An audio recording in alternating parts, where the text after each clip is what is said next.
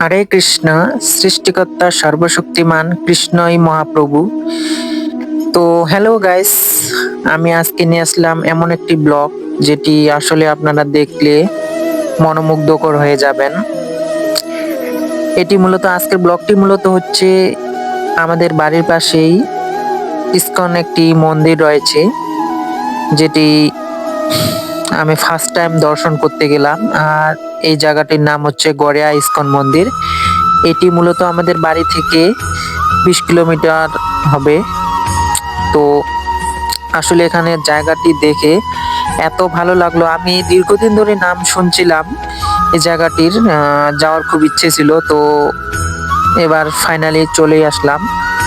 আর এটি মূলত আমাদের বাড়ি থেকে 20 কিলোমিটার দূরে।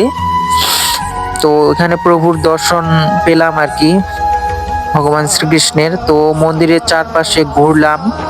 আর এই যে দেখতেছেন, এই যে দর্শনার্থী গুলা এখানেই থাকে এরা। তো এই যে সাষ্টাঙ্গ প্রণাম দিচ্ছে। তো আমি চারপাশে ঘুরলাম। শ্রীকৃষ্ণের মন্দির আসলেই অন্যরকম লাগলো। মনের ইচ্ছা অনুভূতি ফিলিংসটাই বদলে গেল। সত্যি চোখ জুড়িয়ে যাওয়ার মতো দর্শনীয় জায়গা এবং শ্রীকৃষ্ণের স্থান। আপনারা আসলে যদি কেউ না এসে থাকেন, অবশ্যই এই জায়গাটিতে আসবেন। দেখে সত্যি আমি যে আসছি, এখানে এসে মনে অদ্ভুত একটা পরিবর্তন, খুব শান্তি এবং প্রশান্তি লাগতেছিল। তো আপনারা অবশ্যই এই জায়গাটিতে আসবেন। আর এই যে দেখতেছেন কি সুন্দর করে কীর্তন করতেছে।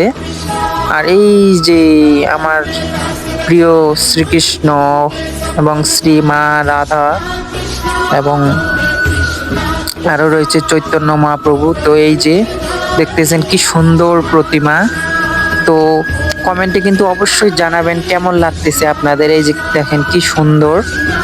আর আসলে এটা আমি আপনাদের বলে বুঝাতে পারবো না, আপনারা একবার এই জায়গাতে আসবেন। এই যে দেখতেছেন আমার প্রিয় বন্ধু, আমার বন্ধুর সাথে আসছি।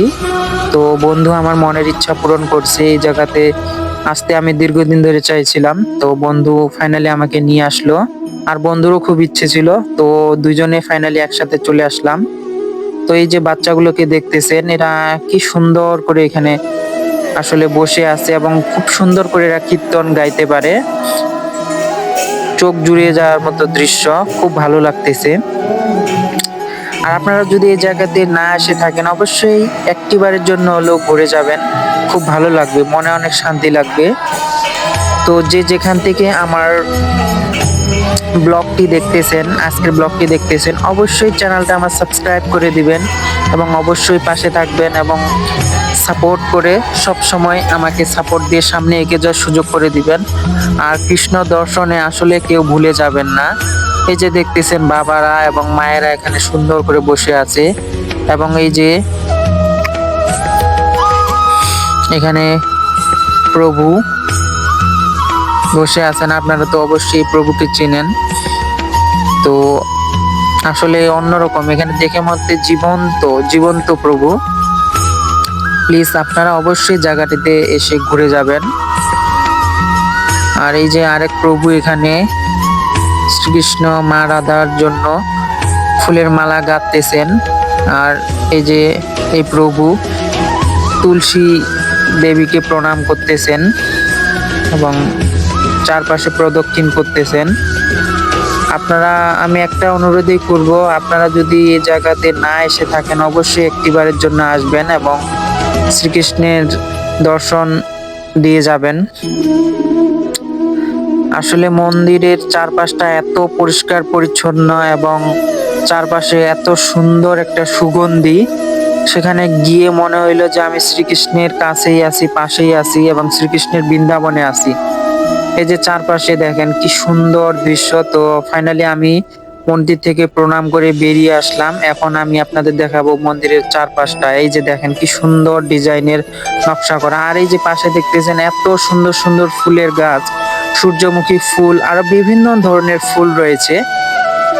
তো আপনারা প্লিজ, আমি একটাই রিকোয়েস্ট করব, আপনারা যদি এই স্থানে না এসে থাকেন অবশ্যই আসবেন। এই যে দেখেন কি সুন্দর সূর্যমুখী ফুলগুলো।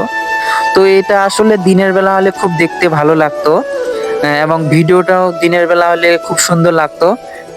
তো আপনারা চিন্তা করবেন না, আমি নেক্সট টাইম অবশ্যই দিনের বেলা চারপাশটা আরো সুন্দর করে ভিডিও করে অবশ্যই আমি একটি ব্লগ আকারে আমার ইউটিউব আইডিতে ছেড়ে দিব। আর আপনারা অবশ্যই আমার চ্যানেলটা সাবস্ক্রাইব করে দিবেন এবং অবশ্যই পাশে থাকবেন। আর আমার ভিডিও নিত্য নতুন ভিডিও দেখতে চাইলে অবশ্যই চ্যানেলটিকে সাবস্ক্রাইব করে সবসময় লাইক কমেন্ট করে শেয়ার করে দিবেন। তো এই যে ফুলগুলো দেখতেছেন, এগুলো যদি দিনের বেলা আসতাম তাহলে দেখতেন যে আরো সুন্দর লাগতো।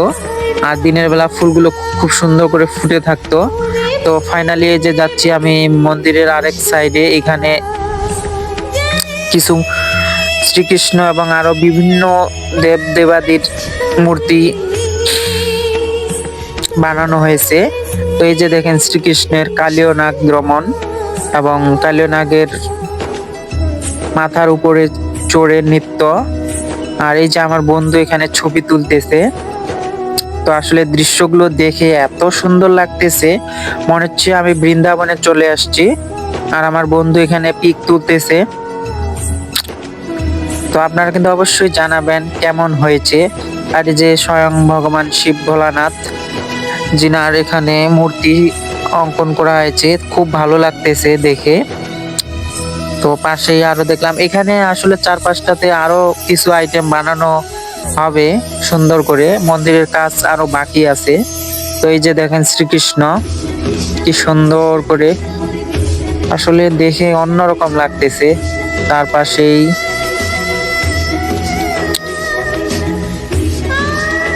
এই যে দেখেন জয় হনুমান জ্ঞান গুণ সাগর। তো এখানে আসলে আরো কিছু আইটেম বানানো হচ্ছে, এই যে দেখেন। সো গাইস, কেমন হয়েছে আমার আজকের ব্লগটি অবশ্যই কমেন্টে জানাবেন এবং অবশ্যই চ্যানেলটি সাবস্ক্রাইব করে দিবেন।